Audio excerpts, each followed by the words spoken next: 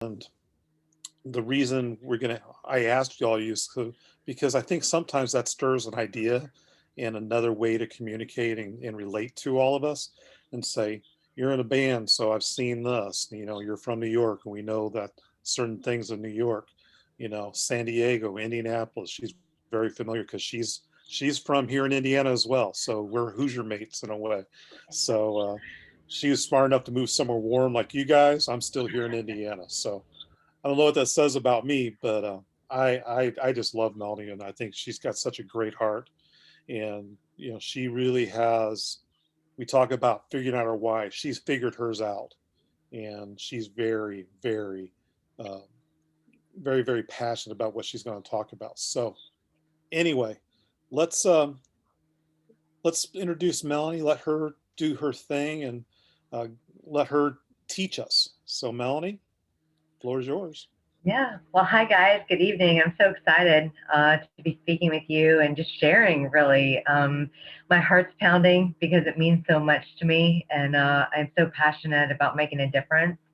And I'll just tell you before I kind of kick off, what I've prepared, because I really want this to be led by you too. I want you to share. I mean, like, let's kind of dig in. Let's discover some things. Let's, maybe hammer some things out or get some ideas or, whatever. So, just bringing my experience, um, my my passion is saving lives and with Wild Heart.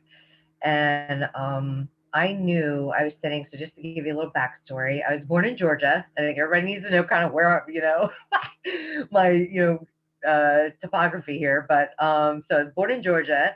So I'm a Georgia peach. I lived in Indiana in my younger years. Super fun, riding a square mile, and then I was in Nashville, Tennessee, and Long Island, New York, for a good stint of time, and then my story with Wild Heart begins. So that's kind of the framework. And then now I'm in Gulf Shores, Alabama, which is paradise. So I'm trying to get together. I want to try. Nope, I did not say that. I want to get together a leadership beach bash where we could have, book rooms, whatever, get deals, blah, blah, blah. But we could do maybe like 3 days where we have some beach fun, we could even have some fun with like go fly a kite and then do some boot campish stuff. So anyway, just throwing that out there. But I am very excited to be here and I just want to share some things with you guys. And I really, I got to be honest with you, Bobby. I got to be honest with you. I am so busy right now and I've been traveling like crazy. Brian, I told you this earlier, Bodie. Like I could have made 6,000 excuses of why I needed to wait to do this till next week. Because I just, it's like, and then I was like, no, I mean, this is what I'm passionate about. So it was nothing but really, it's just be in your flow, right? So maybe that's part of maybe that's the whole lesson tonight. I don't know if you get anything else out of what I say, but here we go. I want to share my screen and share some information. And you guys just type in, chime in where you feel led. And here we go. So, Wild Heart Organization, we were founded in 2001. And the mission is, and I don't want to insult your intelligence by reading it. So I just want to really highlight that, we work with everybody. We pull the pieces together. So everyone can stay in their lane. The shelters do what the shelters do. The agencies do what the agencies do. The DCS, whatever state you're in, the Child Protective Services, they do their part. So we work with all the entities, attorneys, doctors, psychiatrists, okay, to pull the whole piece together so people don't slide through the cracks. Okay. So here we go. If I could get to it.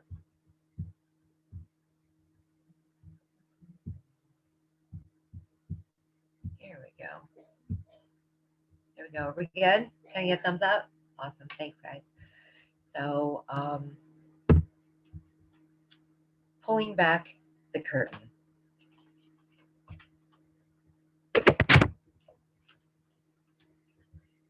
It's 4:30 on a pale Thursday.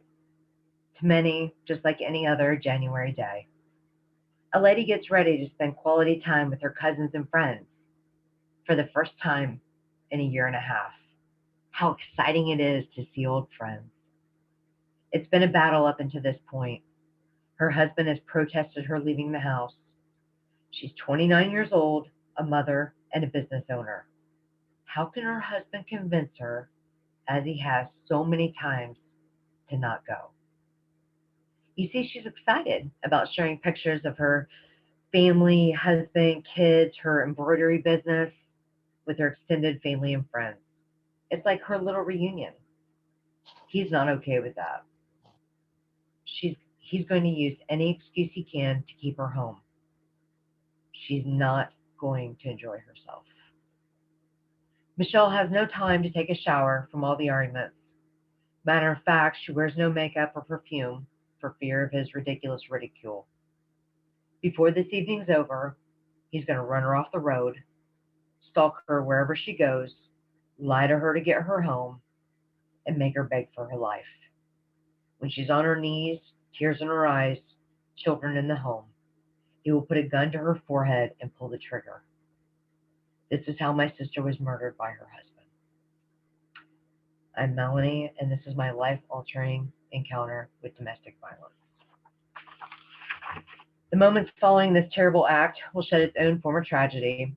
My little nieces, two little girls, will see the only mom they know like this. Michelle's baby of almost 9 months will suffer temporary deafness from the gunshot and all the sirens as she was nearby.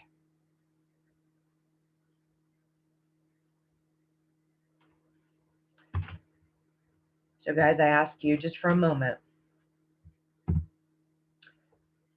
close your eyes and think of your role. Are you a sibling? Are you a parent? Are you a child? Maybe a best friend? A boss? Mentor? Coach? What about an old high school friend? When you get this news, it hits hard, right? So, how does this show up in our community? Why is this important? Thank you for listening to my story. The cost of domestic violence, if you look at this, it amounts to more than 37 billion with a B a year in law enforcement involvement, legal work, medical, mental health treatment, and loss of productivity at companies. Do you think it's easier or harder to concentrate on work and being productive if you have or live in an abusive situation? And if you're in a leadership role, how do you lead through this? As maybe an employer, a boss, a mentor, whatever. If you're the person that's in the situation, how do you lead through this? And so I'm going to just, if you want to pop in the chat, or if you guys want to come on, I do like interaction. So any thoughts, ideas, things of that nature? I mean, let's get some things handled. Yeah. Go, David. With that, I mean, the most important thing is listening to each other and paying attention to people's body language. Like, even when I'm going out, if I'm at the grocery store or something, you see somebody, you might see the single mother or the single father, with their kid. And, 1 minute they may seem very, they're in a hurry. And, somebody brushes by you. You don't want to be the person that's reacting. You want to kind of take a step back, try to see where they're coming from. I've been in situations. I remember years ago, I was waiting a table and I had an old lady that was very like short and ill tempered, and I didn't treat her the right way. And she got mad at me and complained to the manager about me. And then I found out I went over to I apologized. I found out later that she found out she had terminal cancer. So it's one of those things where you don't know where the other person's coming from, and you gotta open your eyes, pay attention. Yeah, that's a good point because we don't know what somebody's going through. So, anybody else, any thoughts on, if you're in a leadership role, how do you lead through this? I'd like to share something. I've had an experience watching a couple in a domestic situation here in Sacramento. It was on the train. And so as they exit the train, I separated. It was two women. And I did. But, the question is that once you separate these women and knowing that somebody's pulling somebody by the hair and doing this, I mean, are they going to go back to them? I mean, it's one reason. It's like, what is it? You can take somebody out of a bad situation, but you can't take the situation out of themselves. They also have to, you can only help so much. And so at that point in time, I felt kind of frustrated or useless that if I made a difference or not. And So a lot of so, it too, which is great. Thank you for sharing. I mean, both you guys, that was great. Um, the biggest thing, well, it takes 7 times. Okay, so I can tell you cases that I've worked on for years and years and years. I mean, I have a lady actually, her husband was a postmaster, and he used to beat the living tar out of her. And every time she went to the hospital, she called me, and I went, and I worked on a safety plan with her. I talked through things with her, but she flat out wasn't going to leave. Financially, she couldn't. I mean, there's a whole host of reasons. Where's she going to go? What's she going to do? She didn't have any family. So and this is one example of so many, which is why I'm glad we can, openly talk about this. But, the truth of the matter is that it's 7 times. And, a lot of families want to give up. I say you can't give up, because the one time you give up, they don't have anybody to call. You got to be there. And you guys are going to see some other things unfold here. So I'm going to kind of move on if that's okay. Absolutely. So, well, yep, statistics. Alex, this is for you, my man. This is really interesting, actually. I'm trying to get that. Okay, there we go. So, do you think anybody commits suicide because something happens and goes wrong with their family? It could be a combination of things. Things go on at home, and then just in life, it's how do you got people not encouraging you to be better. How do you expect to want to move forward? Unfortunately, Right. and it's kind of what we're here for, to encourage each other and help one another. Right. So the reality is suicide happens every 11 minutes, but check this out. Child abuse happens every 10 seconds. Every 9 seconds in the U.S., a woman is assaulted or beaten. 9 seconds. So suicide's important. Do not get me wrong. But that's pretty startling. And that every 9 seconds has been a statistic for years and years and years, guys. I've been doing this for 20 years. This is why we're focused on educating youth for healthy relationships, which also we tripped on, being able to be healthy leaders. So 1.5 million high school students reportedly getting hit, slapped, or physically hurt by a boyfriend or girlfriend in the last 12 months. 4,000 students a day, you guys. That's 171 students per hour. And in this minute that we're talking, 3 high school students. That's why we got to care. Not only does the impact on our economy, right? But, and the number one reason for police officers' fatality or injury in the line of duty is domestics. Mm-hmm. Think about it. They're going into a house they don't know, or going to a zone they don't know.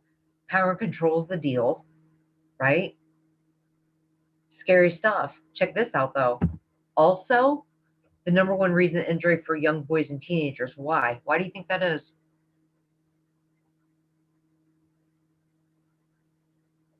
Protecting their moms. Really? Check this. Half of all homeless women and children in the U.S. are fleeing from domestic violence. Do you know what that also trips off? They filter into human trafficking. 85% of girls, women, whatever, okay, have experienced domestic violence. So it's easy to get into a trade, or it's easy to be influenced. So you see all the tentacles, why all this is so important.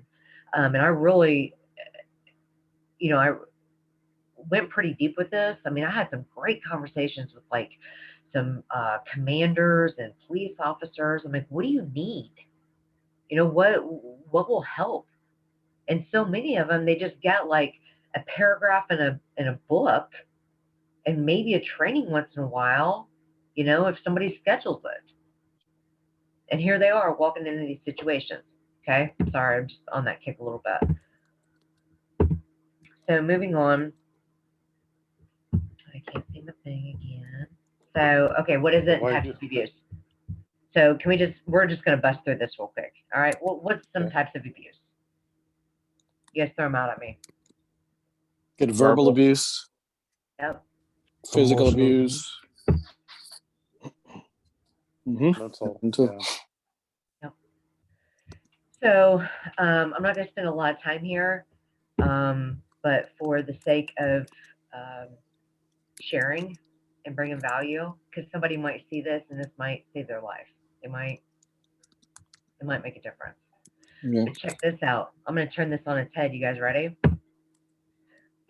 What's the other types of abuse? Because we always think of physical, mental, blah, blah, blah, blah. Well, look at this.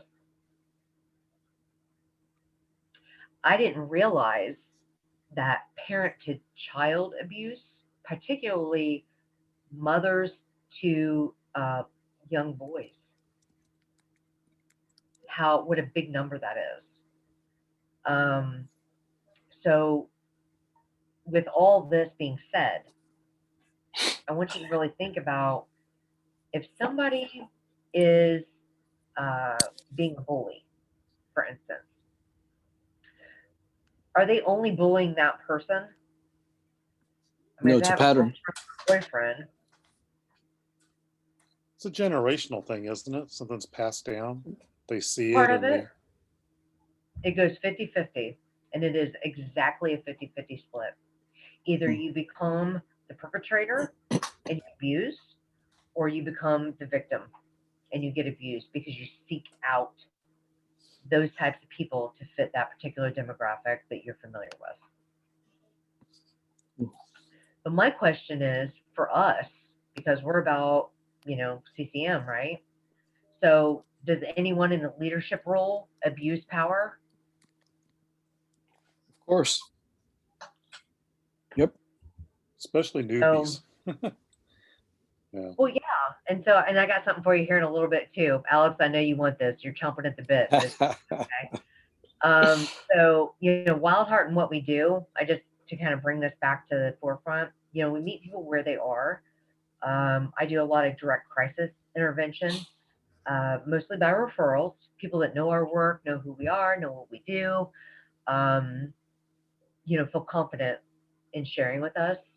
And we develop a relationship, and over time, we develop, safety plans, and I connect them to resources and things like that. But if something gets volatile, if it hits between a scale of 1 to 10, if it hits an 8 or better on volatility, I'm doing like a crisis rescue mission, which means I leave and I go to that city, wherever that's at, and I have a team of people waiting for me so that we could go safely, for lack of better terms, extract, said victim and family. And most times we're able to get help for the abuser. They don't, it's like a batter's intervention program, because it helps them deal with why they do what they do. Okay. So that's number one. And that's a big part of it. COVID certainly sent our cases through the roof. We don't have enough funding to be able to take care of what we need to take care of for people. I'll spend every last dime I have on making sure people are safe. So that's one. Two is educating youth, tweens, teens, Teens actually, by CDC standards, even go up to age 24, about healthy relationships. So we've targeted, we did a big study, and high school sophomores is a wonderful place to educate. And now we're able to stop the cycle. But you say, why sophomores? Okay, well, freshmen have to, they just figured out where the bathroom is and where their locker is and where their classes are, right? So, so sophomores, they're right before they're cool. When you're junior and senior, we are like so cool, right? So that's why we've spent time with sophomores, and I've got some surveys to share with you. Actually, in fact, I love doing this because it got me back in my file. I mean, look at all these. These are all surveys from kids, handwritten, what they learned and got out of having healthy relationships. It's really powerful. You'll see a couple of them. And then new beginnings. So empowering on self-sufficiency, money matters, building a future, whether that's wanting to be an entrepreneur, a 1099, or if maybe they're just really employee status, but they have to be built back up. Now, you guys are probably thinking that I'm really speaking about women, but I got to tell you, I've had some very high level confidential cases with men, and there's certain like security stuff, like some pretty high level stuff. So it's not just men. A lot of people, they'll sit there and they'll talk about just women. Well, we've also had some pretty strong cases with men too. So it's important. New beginnings. It doesn't matter. We don't judge. We just meet people where they're at. But as far as building a future, what does that look like? And we talk through that. So there's other resources we pull in for that. Here's some of the surveys. I don't know if you guys can see these or not. Can you guys see these? Small. I know it is. But here's one, so I start off with my survey with the easy stuff, right? Like, of all possible solutions, what do you think is important? Okay. Awareness, education, laws, education. Action. And, and then has this information helped you? So it kind of kicks them off, right? And then they say, what did you like best? Everything we talked about today. What did you like best? Knowing that my father really was abusive and he's been guilt tripping my mother and I since we escaped a year ago. What did you learn about healthy relationships? Support and trust each other. Has this information helped you? Yes. What did you like best? That you were so open and helped me relate to my situation and the situations you spoke about. What did you learn about healthy relationships? That it takes two to make a healthy relationship. What else would you like to know? How I could play a bigger role in helping people. These are from 16-year-olds, guys. And then come back and speak. I mean, all of them. Like, I just could sit here and go through all of these. And so I didn't get them all uploaded, obviously, but I wanted to give you a sample because, it is important to hear from them and, what it is that they need. And with that, how many great leaders are hiding behind locked doors?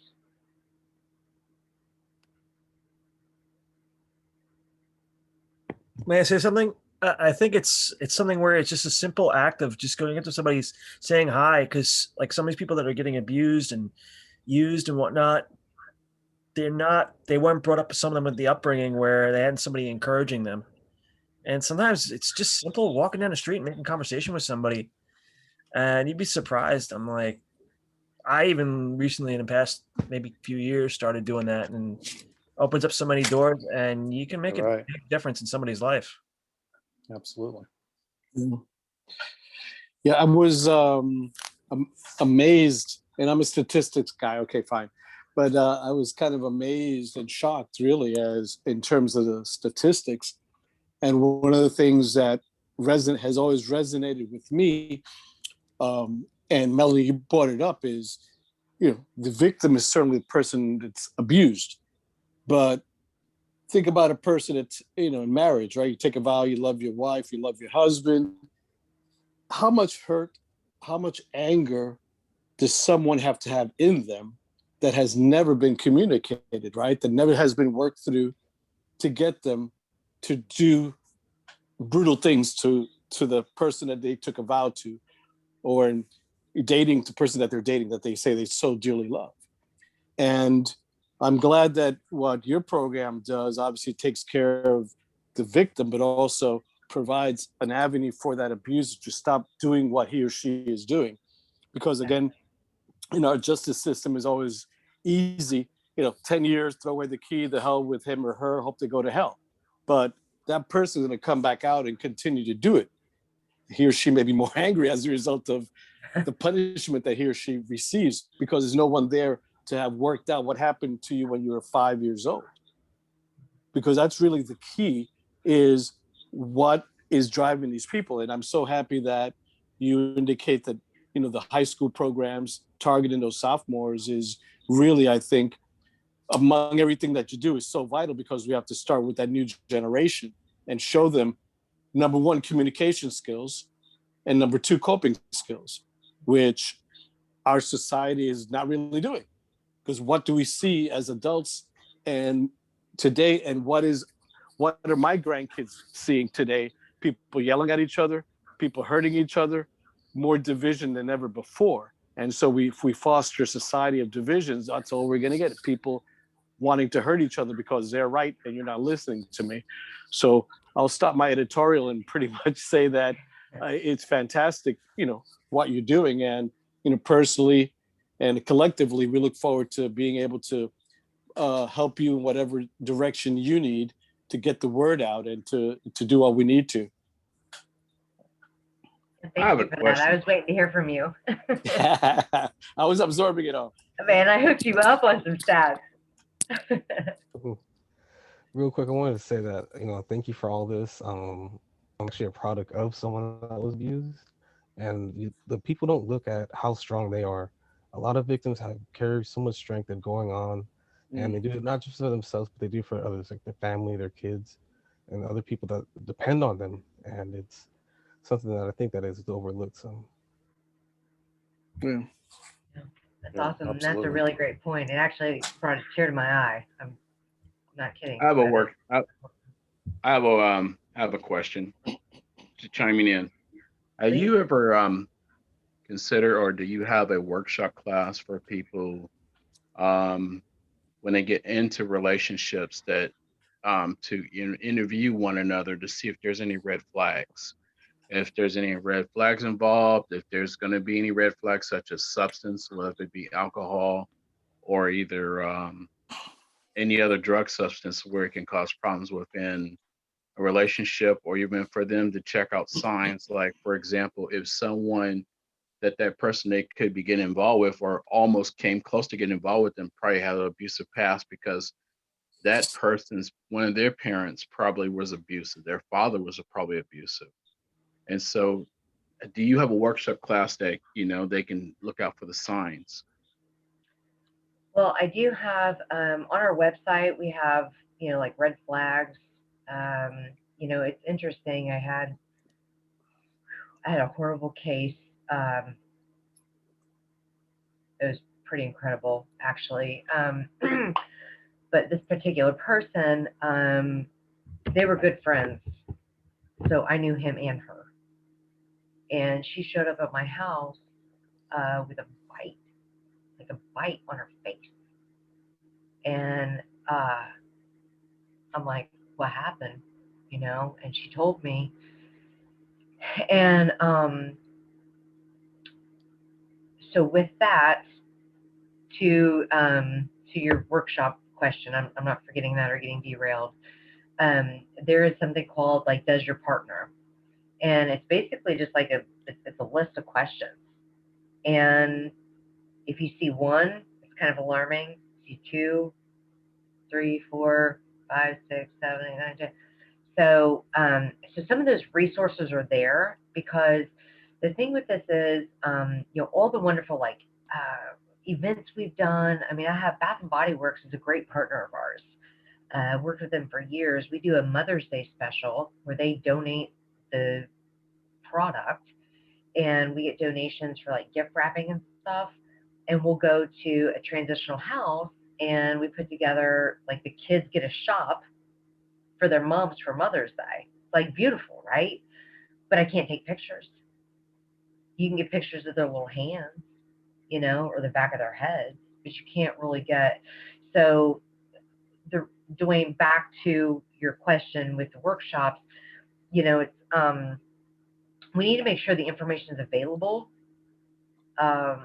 I don't know how many people are going to show up for a workshop because they want to know if they're in a bad situation, but if we just keep doing presentations and workshops and educating, then that's how we really get to people. It's all of one touch. This is kind of a good format for it then. I mean, using the Zoom is a good format because people can kind of hide their identities. Absolutely. And we want to do a series because we do have some survivors that are ready to tell their stories. So I have them working on that, because people can relate to that. You can be on your phone, right? You can hear a story, you can be like, oh, and then you can figure out how to get help. I mean, think about how many kids and people are stuck in their homes because they can't go to school or work for safety. Right. As I was saying before in our last Wednesday, when I was mentioning that words have impact and they have meaning. So, like, for example, I would probably recommend or suggest, and I don't like doing that too often unless it's someone that I really care about, whether they be friends or family or associates, that there's a difference between being in love and then falling in love. Because when someone falls in love, I mean, I don't think anyone likes falling, because especially if they fall from a certain level, and then there's nothing to catch them and they have that impact, because when someone falls down, it's not going to tickle. Yeah. And so therefore, I would say that I rather be in love than to fall in love. If you're going to fall for anyone, I would say, for example, I'm a Christian. I'm a Seventh-day Adventist Christian. If I'm going to fall for anyone, I would rather fall for Christ than to fall for a human being, because he would never forsake me, compared to the errors or the misconstrued communication or misunderstanding of another person, another human being, because we as human beings, we're not perfect. Well, and that's a great point. And I got to tell you, one of my favorite sayings, and this is like, yeah, we're recorded, but Chris Rock said it best, is that when you start dating somebody, you are not dating that person. You're dating a representative for that person. And for however long that lasts, I mean, these things will start out, and then people say, like, why did she stay? Well, why does he abuse? Right. But honestly, why she stays: fear, love, hope. We have no idea what has been said behind closed doors. And there's so much there. Those are things that why people don't leave. Yeah. Hey, Melanie. Hey, Melanie. Hi, Bobby. So, hey, this is Bobby, and I'm in transit, but I've heard everything. I can't even put in words the inspiration that I get from what you do. It's beyond words. It's a calling. It's beyond that, and there's a lot of levels to this, and you obviously have become an expert at it, right? Not by your choosing, but I guess it was a calling, right? Ultimately, and then you've chose to fulfill it. And I just want to, God bless you for what you've endured. You, okay? You, sister, seriously. Like I'm in tears for what you carry, and what you choose to do with that pain that you must have in you from what you've experienced in real 3D life with someone that you loved or loved, obviously still loved. So to say that we're CCM is committed to this is beyond words. It's like it's a blessing that we get to work with you, and we are going to you're going to hear from me quite a bit moving forward, and because that's what we're supposed to do, and we're going to rally the troops on so many levels. So I have a lot of questions. I have a lot of different things. Me, I'm pretty like, I've got questions like, okay, how does this? What are you guys doing this? What do you do this? How do you fundraising now? What I've got all the, when something happens in another city, what's the process? I'm a sales process guy, so I've got all these questions, but that's not it for today. I just want to commend you on your courage, and just God bless you, and I would like brother Alex to make sure that we pray for you before we close up tonight, please, and just pray you up. But we are going to work diligently together, and you've got a team of soldiers here, and this team of soldiers is going to just get growing, and we are here. We're here. Yep. So Let me just add something just real quick, and this is something that weighs on my heart a lot, is I've watched people like Melanie. She's a good friend. And I have another friend whose daughter was murdered by her husband. He's actually one of my mentors. We talk about our 5 people that make us who we are. Well, this is one of my 5 people, and his daughter was murdered very similar to Mel's sister. And I think of all the devastation to the families, to the parents, to the brothers, to the sisters, to the kids, and that they have to live with this, and they're the survivors. And, my heart goes out to them. And I wonder if there's something that not only for the women and men who are victimized, but what can we do for the families that maybe they're not the center of attention of this, but how can we help those people as well? It's a big task, Cody. That's if you remember so you mentioned the police officer, but also there was a case in Greentown where the lady was killed. She didn't know about Wildheart. She didn't know any of her options or resources or anything. So we're helping muddle through that after the fact. Right. But we want to be way ahead of it, obviously, in our proactiveness with the sophomores and the education there, because I really truly believe that's where we start to make massive change. I'll keep speaking to the red hat lady groups, and you know what I mean, because I love them and they're a lot of fun, but we really need to get in front of this. And just me, so the other thing too, Duane, back to your point too, I really want to create a portal where I'm able to train others to advocate in the appropriate ways. But we have to have a vetting system. I mean, we can't just have anybody come in, so maybe this is our funnel thing or whatever. So Bobby, maybe we need to go back on that. But if something happens to me, we lose this knowledge. I mean, you can only read my notes so much. So we really need to be able to help, have inspiration and others that have this knowledge. And strong men are amazing to be a part of this. When a man speaks up, it's just different. I'm sure that we can, as we all here presently, we can come together as a collective to accomplish some goals. No, definitely. It's no coincidence that you've been brought to the group. God put us together, and that this is a fantastic cause, and the word has to get out.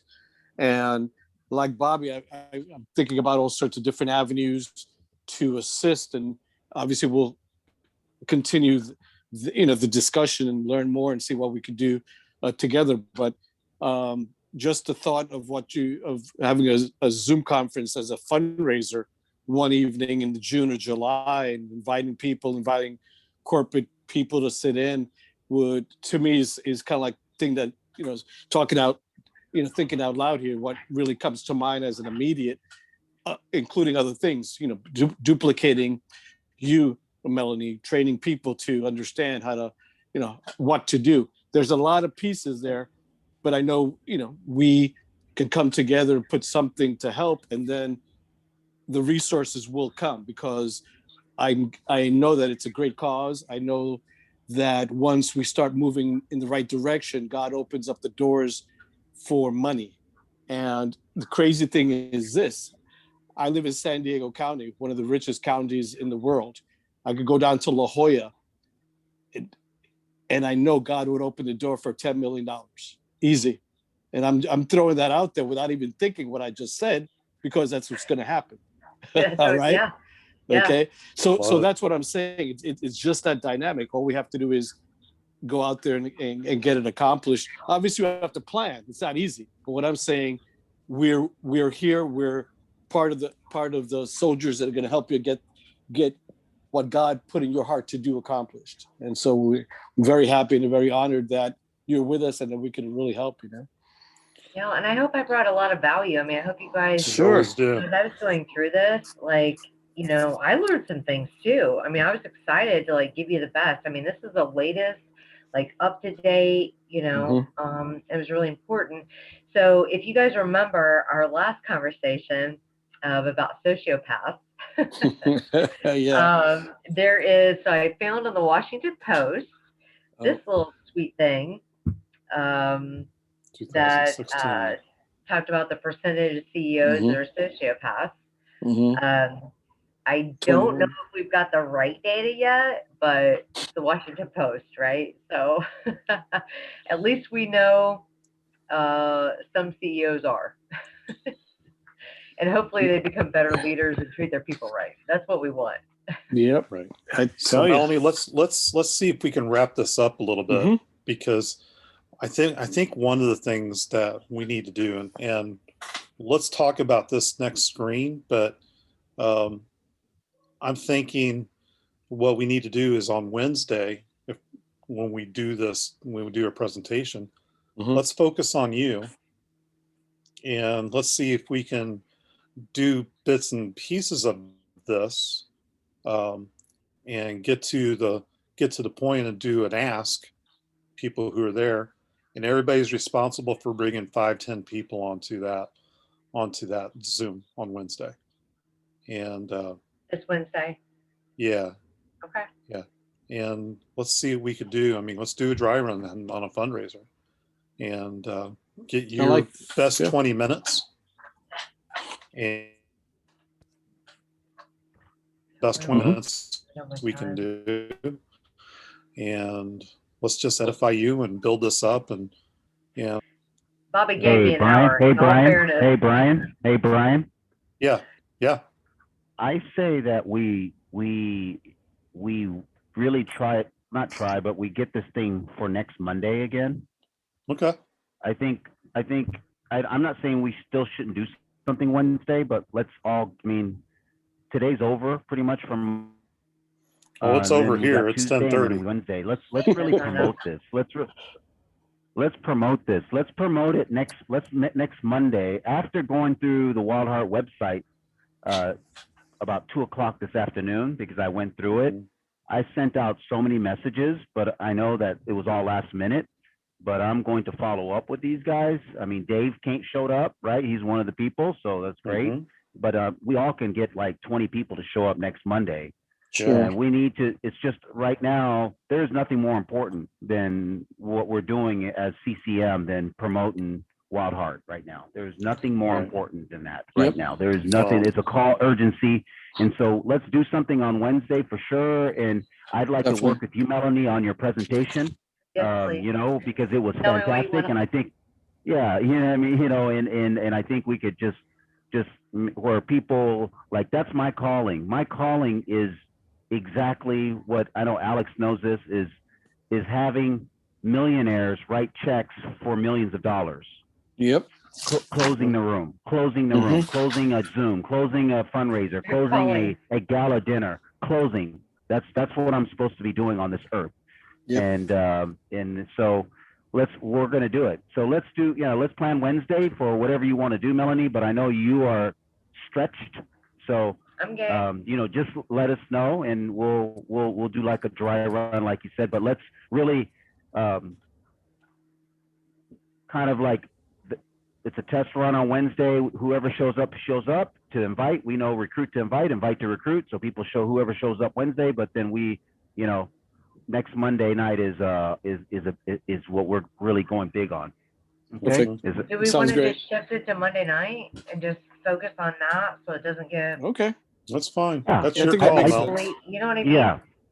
Yeah. So what you're It makes it a little smoother for everybody. It's like, hey, Monday night, not Wednesday, Okay. and then Monday. Yeah. No. Absolutely. So let me get this. And As I say, let me get this straight. Is that going to be so? Tomorrow's going to be a pre-lunch, and then next Monday is going to be the grand the official lunch, or what? whoever can come Wednesday, invite them. You know Yeah. what I mean? It's and then if they can't come Wednesday, it's okay. But Monday is our, it's a preview show, the preview on Wednesday, and then Monday is we're doing another version. We're going to do another presentation, and then I want to talk to Melanie and Brian and the team. We're going to figure out an actual plan of some regular, basically create a funnel where we can have a system in place where we can actually have constant exposure. And then, that's going to be able to help with Melanie, and especially if we can get testimonials of people, and, we're going to CCM. That's our calling as far as a nonprofit is obviously